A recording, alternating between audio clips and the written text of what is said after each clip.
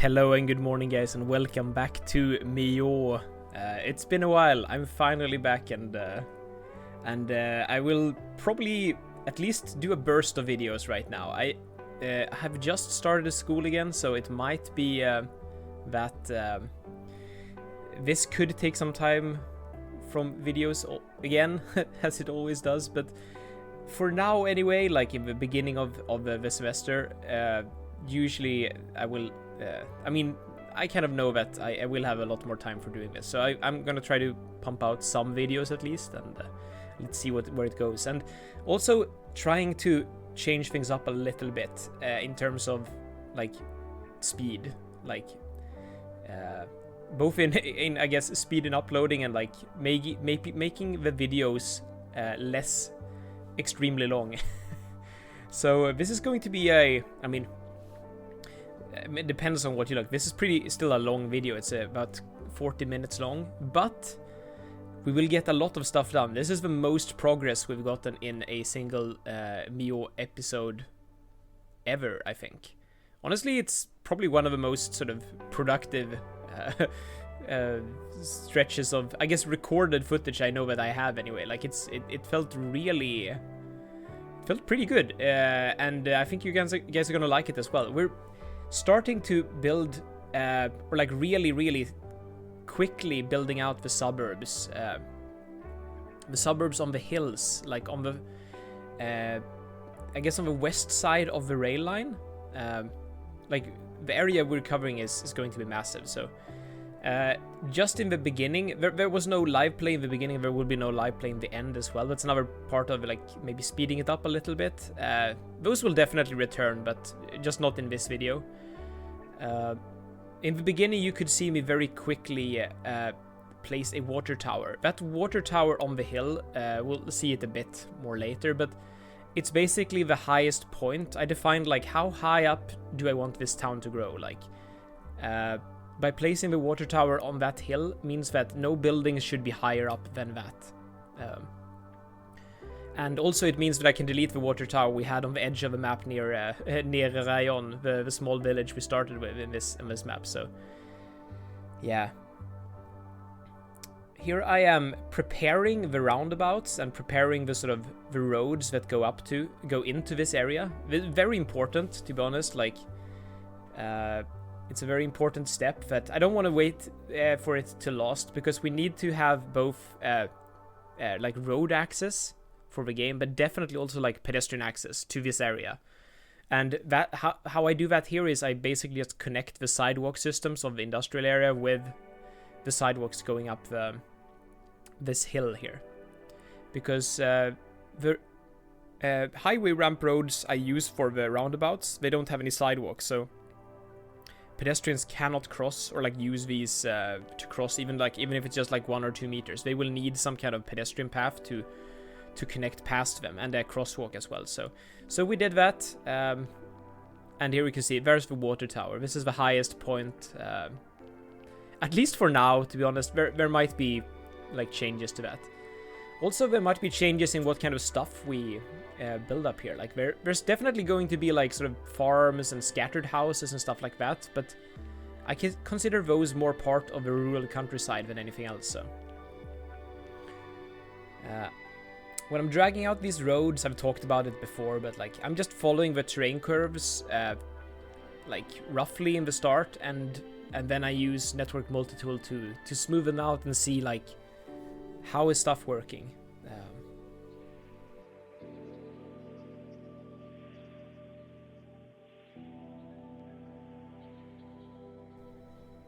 Okay, so I'm back.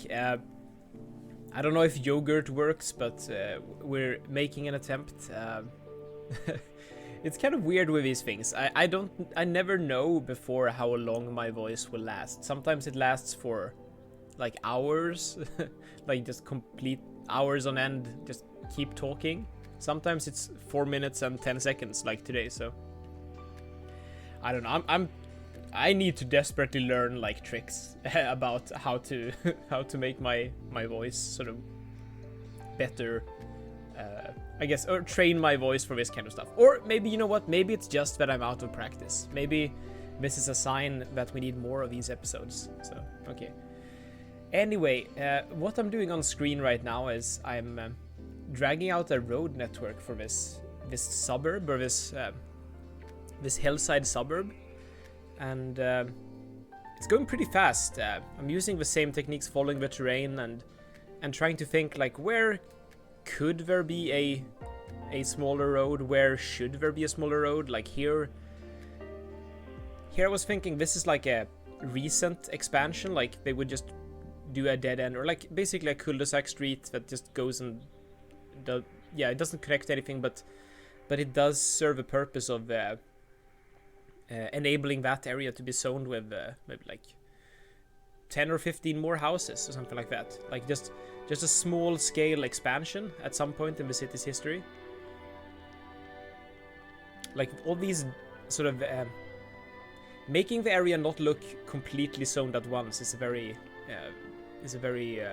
good trick, I think. Doing these small areas really helps with that. Here you could see I copied and pasted one of the roundabouts. This is a trick I basically got this idea.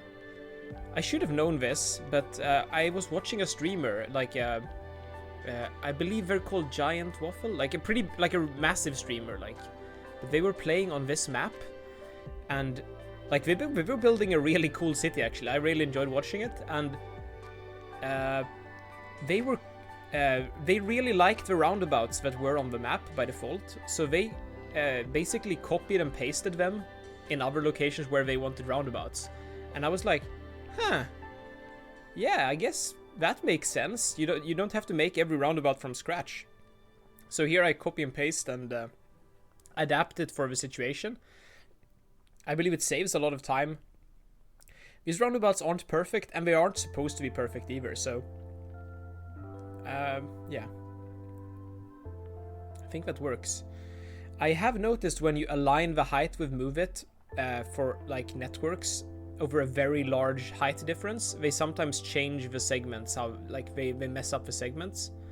So sometimes it's worth just raising it slowly and then aligning to height when you're near the target altitude or height, I suppose. And yeah, the reason I'm upgrading some of these to a one-way road and like the asymmetrical road is I will be doing a bit of that. It's to get because I'm a big nerd, it will be to get the street lamps on the correct or the same side of the road. Something I care more about than I should, to be honest. But this is my nerdy confession. I care about stuff like which side of the road are the street lights on. And it's kind of funny, because I know in real life they definitely can switch sides for all sorts of reasons, but I try to avoid it as much as possible, because I don't know why. I'm just a nerd. Basically, I should say why the streetlights are on a certain side. Like when you drag out a road, the direction you drag it out basically affects which side of the streetlights will be spawned at. With normal roads, it's usually on the left side in the direction of travel, like in the left side of a road. On the natural highway roads, it's usually on the right side. So I try to keep that in mind and sort of do it correctly from the start, but I almost always have to change it in some parts anyway, so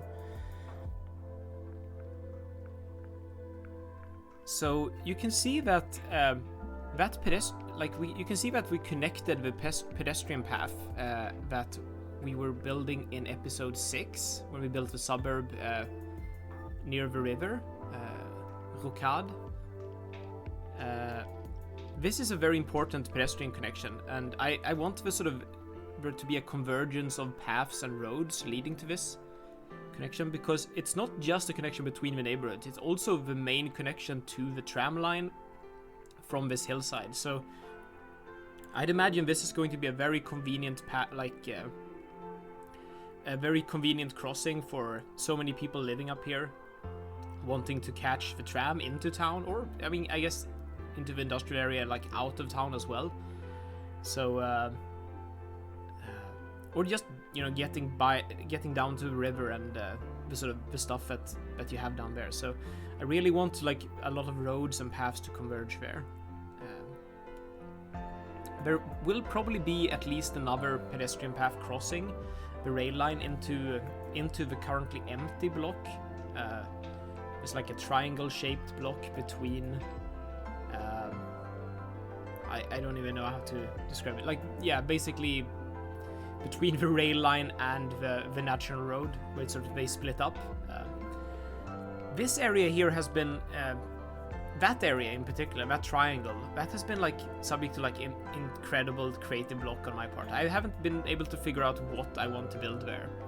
I've wanted to build like a commercial area, I want to build a high density area, like a mixed density area, I want to build like big box retail, like services. There's so many ideas and I don't know what. I've tried like a few times. It's a huge reason actually this episode is on the hillside, and also like I guess later than it should have been. So, but I'm more and more confident I'm getting closer to knowing what I want to build there. It's unfortunate because this is one of the areas we kind of need to have this area done before we can start heading into downtown. So I really hope that it's gonna work out good. I know it will. It's just that it's not there right now.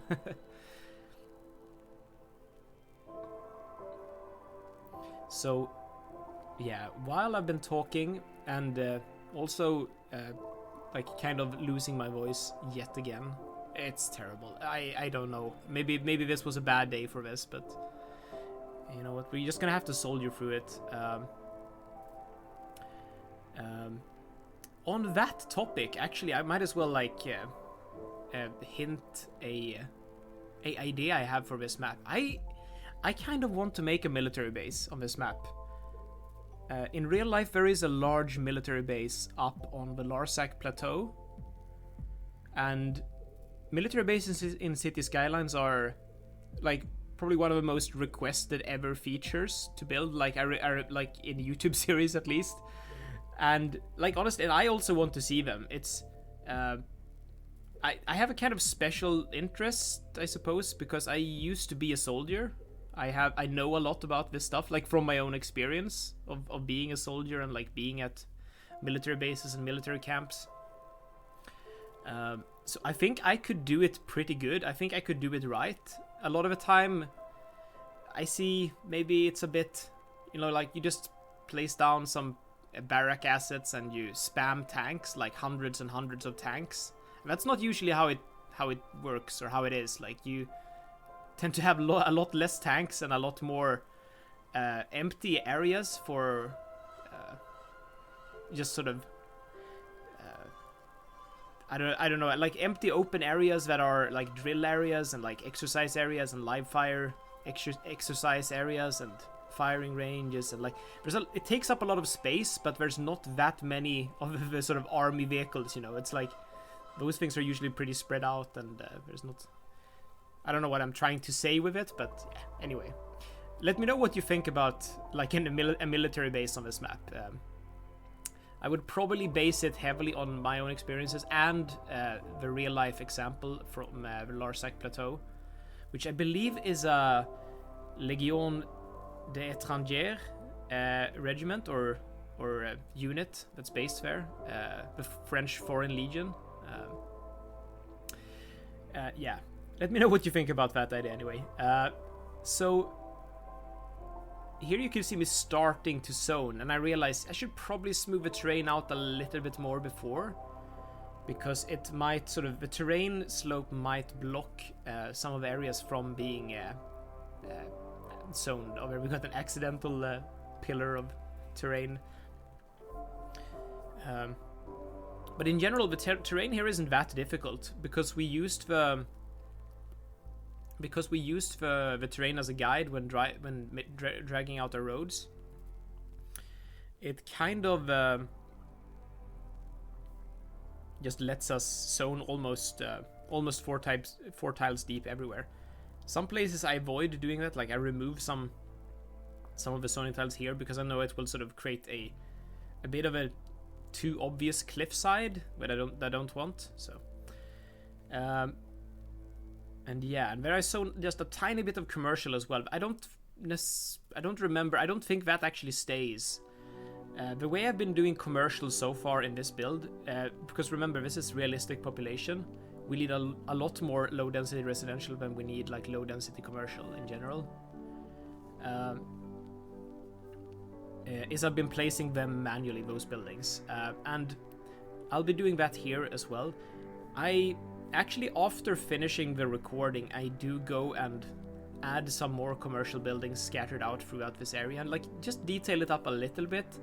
So just a warning right now, like there might be some stuff in the next episode that you don't see in this one, because I just added like some shops here and there and like a small park here and there. So and doing some stuff with the trees and like just generally stuff that isn't really that interesting for the main topic of the video. I guess it would have been nice to show it, but it's just like I've come to terms with it. It's like my process. I cannot possibly record every second of this build. Like that's just not how I work. Sometimes I just need to sort of very low effort look at it and like, you know, plant one tree and then look at it for 2 minutes and then plant another tree. And I can't make videos like that. It's just not possible. But it's still part of my process. So I'm doing a sort of compromise where I think I want to try to give you the best of like just give you the general gist of the area, and then like still let my like keep doing what I'm doing with behind the scenes, I guess. Or in Discord, honestly, like I don't know, I sometimes stream. You know what, just join the Discord and you might see some of that in in there.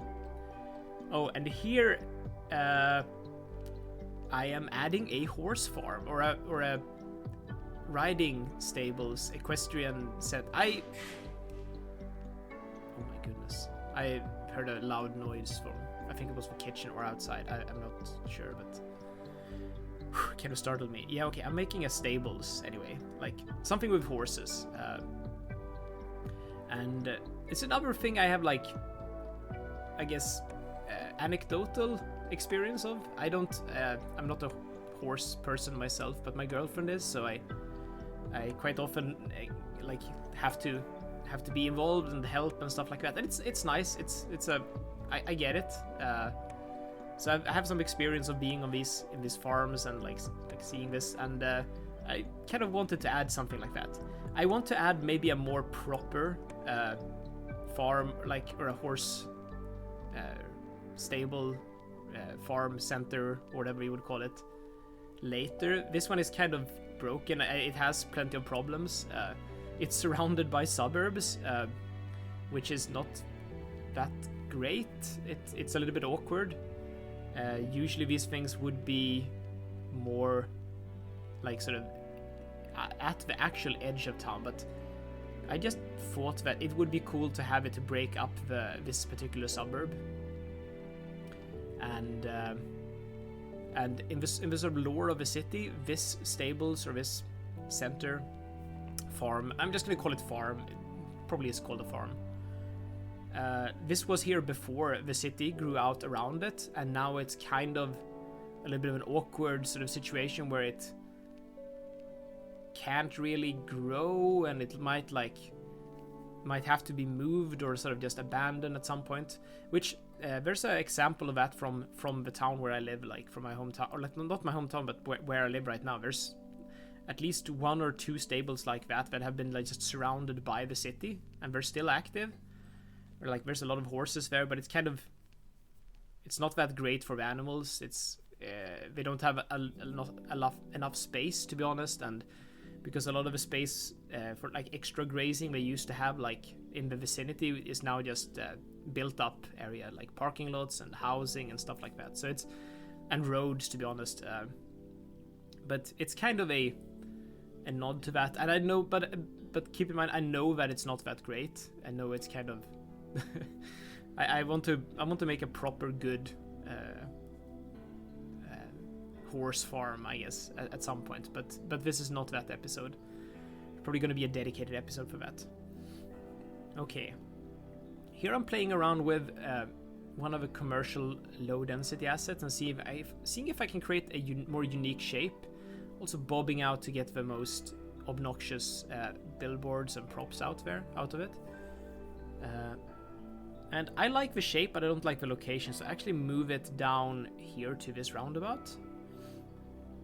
And I'm thinking, you know what, this probably also needs some kind of parking lot, so I will go ahead and add a custom parking lot to it as well. It's like kind of low effort, but I don't know, I like making these things. I think realistic population mod kind of makes it easier to put more detail on a few of these commercial lots, because you don't need as many, I would say. Or at least that's my feeling so far. We haven't gotten into the high density area parts of the city yet. That like might all change, like the the balance of what we need and what we don't need. But I'm enjoying putting more effort on these sort of commercial assets or commercial lots, I suppose. And have like this parking lot entrance road. We've done a few of these in the city so far already, to be honest. Or at least we did one in the industrial area. That was very much in my mind, it was very much like a Lidl-inspired shop, or like grocery store or something like that. This one is something else. I'm not sure what it is, but yeah. Using some node controller to make these I guess these fake parking lot roads. That's what I'm doing. Just get the mod. I can hear some of you guys like saying in your head right now. I'm not getting the mod. I'm not getting parking lot roads. I'm stubborn. I'm very stubborn like that. Mods is not the way. Say no to mods. Or say no to mods. Say no to assets. I use a lot of mods. I mean, obviously I'm using mods right now, so yeah. Make it just make it work better with node controller, and it's great. I do go ahead and add a school here instead, because I figure, yeah, you know what, the school here and the football field. It's gonna be called football in this series. I'm gonna try to avoid saying soccer, because it is football. We are now in Europe. We are firmly in Europe. Yeah, and this one also gets a parking lot, but it gets it on the back side, or like it gets it in a different way. So this is the other way I like to do them, or have been liking to do them recently anyway. If you remember the stadium episode, actually from Rockport, the Timeister Rockport collab I did. This is how I did the parking lots for that stadium. Those were kind of more advanced and had more node controller trickery involved, but I want to try to avoid that here. A large part of this sort of build, I was very sort of, like pumped up to do something quickly and effectively, so that we don't, to prove to myself, to be honest, that I can make an episode that is not 1 hour long and doesn't involve just changing how a church looks or something like that. So I think definitely this ramps up things, or like the pace of the growth of the city. Like, this is, as I said before, this is the biggest expansion, or the biggest progress in terms of area we definitely got so far. Maybe it's not the most interesting or unique build for that, but I am really happy with how it turned out, and I'm always really happy how it turned out. I don't know why do I even say that, But still, it turned out really great. It's definitely something I want to try more, because if we hope to be able to complete this before, I don't hope to complete this before Cities Skylines 2 launches, to be honest. This will go on for longer, I'm pretty sure. But if we hope to complete this before, like, ever, there needs to be some parts that can go much quicker, and some parts so that we can focus on the details and do some parts really slow and slow paced and hardcore, I guess. But so this was a good practice run for that kind of style of building. Here I'm going ahead and adding some of these paths, shortcuts. We've done them before in Millau, and we'll keep doing them because they are great. I'm using the propless park life path here. It's one of my favorite, probably one of my favorite networks. It's just so good. And here you have a path that goes between the school and the tram pedestrian bridge I was talking about earlier. Like, everything converges to that point, and I absolutely love it. This is gonna make this a it's gonna make that bridge such a useful connection between the areas. So yeah, I'm really excited about that. I'm really excited about stuff like that. Just shortcuts, pedestrian connections. Yeah. I don't think I've done a single bike path in the city yet. I've also talked about it. I want to do bike paths, but I don't necessarily want to use the bike paths for them. This is the thing that I think a lot of people might be getting. Like, people are attacking Cities Skylines 2 quite aggressively about there not being bikes in the game. And I mean, I get it. I would really like bikes to be in the game, but I don't think it's honestly that needed to create the illusion of having bikes. I like to use pedestrian paths for this stuff. I like to have just I'm perfectly fine with just having a pedestrian path and pretending that is a bike path. That is a proper bike connection. And I'm not saying that you have to agree with me on this, but I think it works really well. Like, just you don't always have to have exact network or the exact functionality of something to look like something, I guess, is what I'm trying to say. So yeah, in CS2 I will definitely be using make pretend bike paths until there are proper bikes, or if there is proper bikes, I should say. We don't know, so. And here you could see me placing a retaining wall, sort of just to create a sort of little bit of a safety barrier, I suppose, or some kind of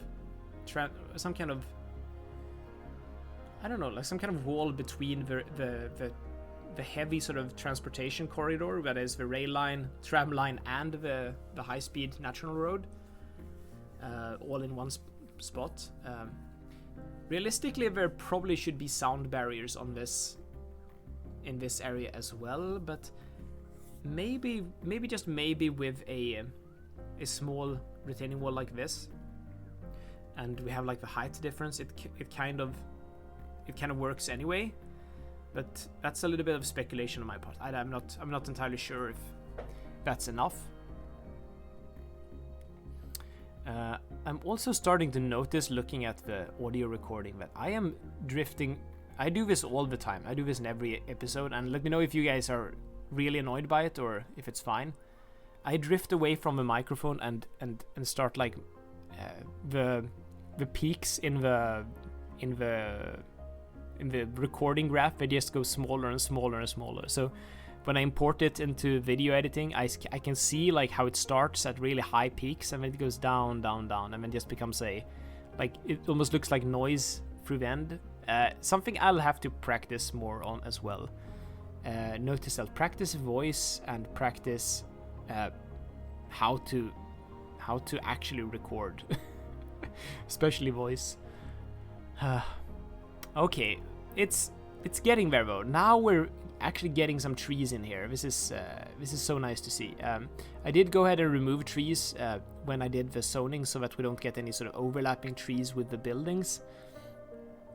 But now we're ready to place the trees back in, so feels good.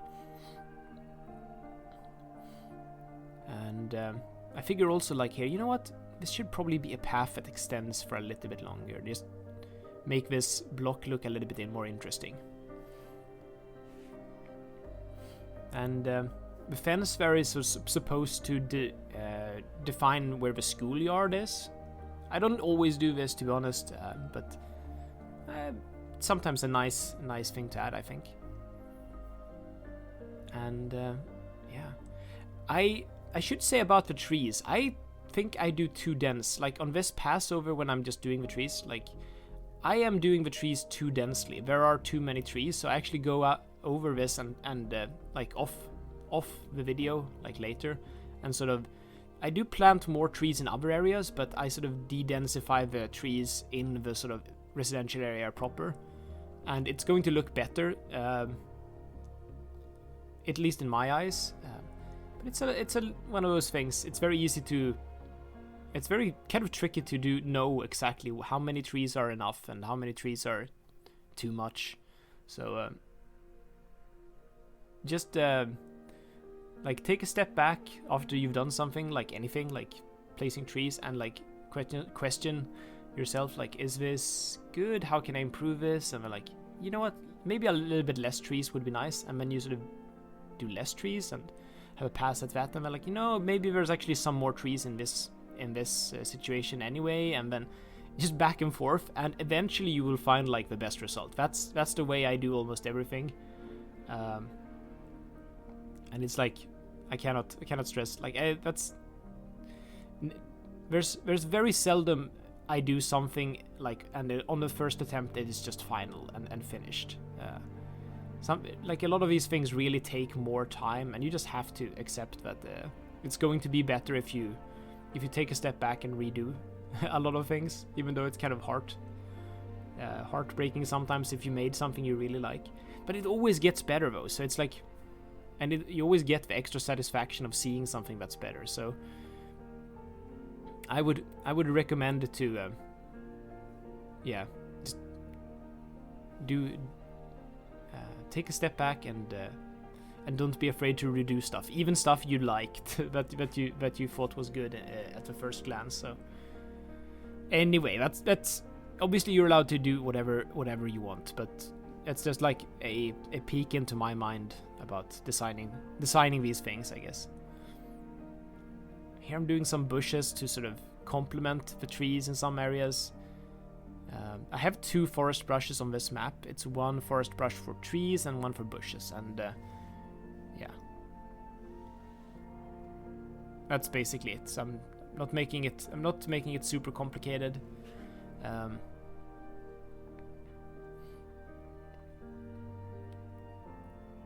playing around with the resource paint here to sort of make it look a little bit different from the surrounding environment, a little bit greener in general, I think.